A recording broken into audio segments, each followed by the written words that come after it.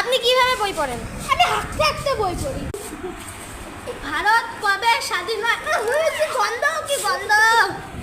1947 সালে 15ই আগস্ট। কি গন্ধ রে বাবা! এত গন্ধ! আপনি কিভাবে বই পড়েন গো? আমি গাইতে গাইতে বই পড়ি।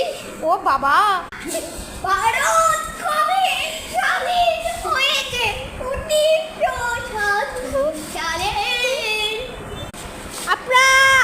আপনি কিভাবে বই পড়েন? আমি বসে বসে বই পড়ি। কোথায়?